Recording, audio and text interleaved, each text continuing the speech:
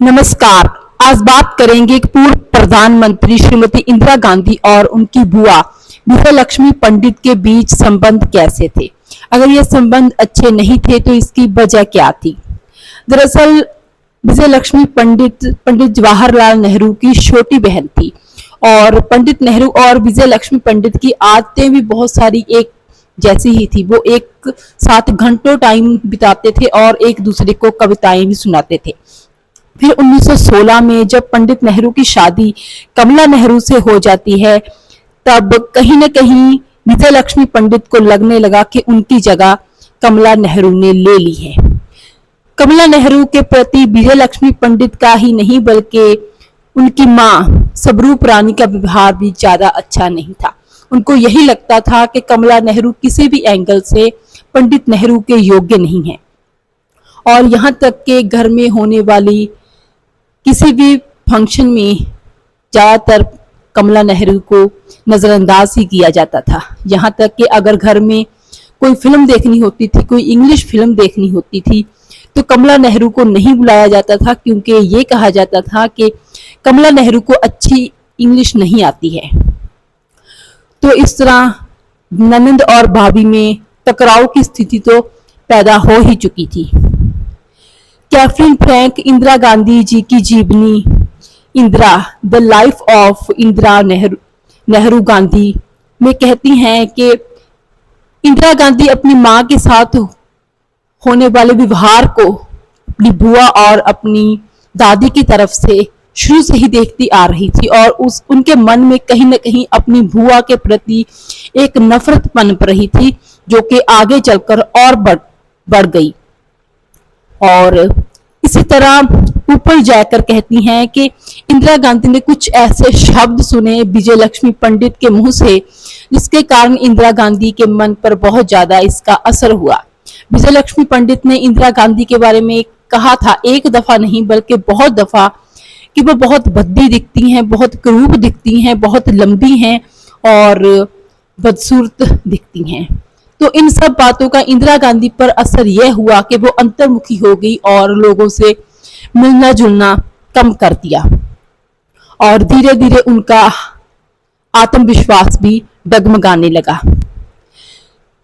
फिर कमला नेहरू जब अलग अलग देशों में राजदूत बनकर चली गई भारत की, उसके बाद कमला नेहरू और विजयलक्ष्मी पंडित और इंदिरा गांधी का एक दूसरे के साथ मिलना जुलना बहुत कम हो गया। लेकिन जब पंडित नेहरू का देहांत हुआ और उस टाइम पे विजयलक्ष्मी पंडित विदेश में थी और वो चाहती थी कि उनको लगता था कि पंडित नेहरू के बाद भारत की प्रधानमंत्री बनने की योग्यता सबसे अधिक उनमें है, लेकिन ऐसा हो नहीं सका था और कामराज ने इंदिरा को चुना। यहीं से ही कहीं न कहीं से बुआ और भतीजी के बीच में मनमुटाव मतभेद पैदा हुआ, सबको दिखने लगा। जब एक स्पीच दी थी विजयलक्ष्मी पंडित ने इंदिरा गांधी के प्रधानमंत्री चुने जाने पर, तो उन्होंने बस इतना ही कहा था कि इंदिरा गांधी में गुण तो हैं, लेकिन उनमें निर्णय लेने की योग्यता नहीं है, लेकिन उनको अगर सहयोग मिलेगा उनके आसपास रहने वाले लोगों के द्वारा तो वो अच्छा कर पाएंगी।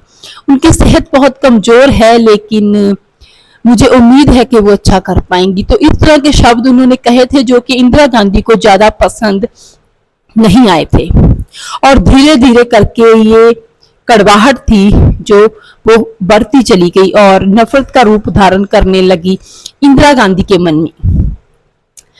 और इसी तरह फिर जब 1970 के करीब करीब इंदिरा गांधी ने आनंद भवन, जो कि उनके पिता का घर था, आनंद भवन को राष्ट्र के नाम करने का फैसला किया, तो विजयलक्ष्मी पंडित ने एक बात कही थी कि वो एक रात उस घर में बिताना चाहती हैं, क्योंकि विजयलक्ष्मी पंडित का भी बहुत सारा जीवन वहीं पे गुजरा।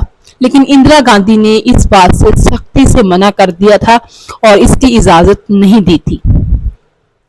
और इसके बाद 1974 में जब इंदिरा गांधी के बेटे संजय गांधी की शादी होती है, तब भी विजय लक्ष्मी पंडित को आमंत्रित नहीं किया गया था।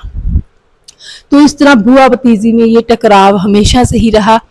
लेकिन विजय लक्ष्मी पंडित की किताब लिखने वाले राइटर कहते हैं कि विजय लक्ष्मी पंडित और इंदिरा गांधी का संबंध इंदिरा गांधी की तरफ से भले ही तकरार भरा हो, लेकिन बहुत दफा ये साबित हुआ कि विजय लक्ष्मी पंडित इंदिरा गांधी से बहुत प्यार करती हैं। जब इमरजेंसी के दौरान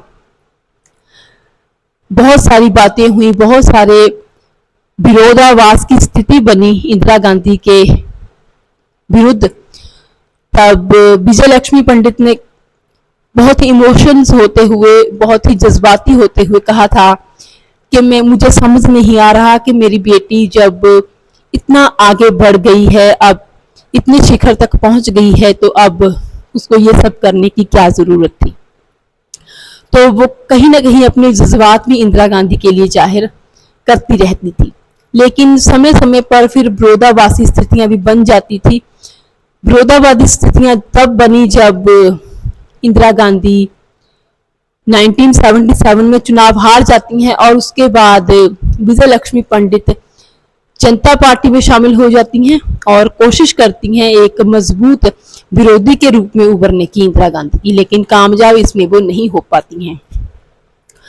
तो इस तरह समय समय पर इंदिरा गांधी और उनकी बुआ के बीच में तकरार की स्थितियां थी जो वो लोगों के सामने जाहिर होती थी। इंदिरा गांधी की बहुत नजदीकी रही हैं। उनका कहना है कि जब इंदिरा गांधी प्रधानमंत्री बनी तो उनको लगता था कि इंदिरा गांधी और उनकी बुआ के बीच संबंध सुधर जाएंगे अब, लेकिन ऐसा नहीं हुआ था, क्योंकि जब कभी भी विजय लक्ष्मी पंडित इंदिरा गांधी को मिलने आती थी तो इंदिरा गांधी पहले से ही उन्हें कह रखती थी कि बस 5 या 10 मिनट के बाद अंदर आ जाना। तो इस तरह कहीं ना कहीं इस स्थिति से यही पता चलता है कि इंदिरा गांधी खुद को कंफर्टेबल नहीं महसूस करती थी बात करने के लिए विजय लक्ष्मी पंडित के साथ। तो कुछ इस तरह का रिश्ता था इंदिरा गांधी और उनकी बुआ के बीच का।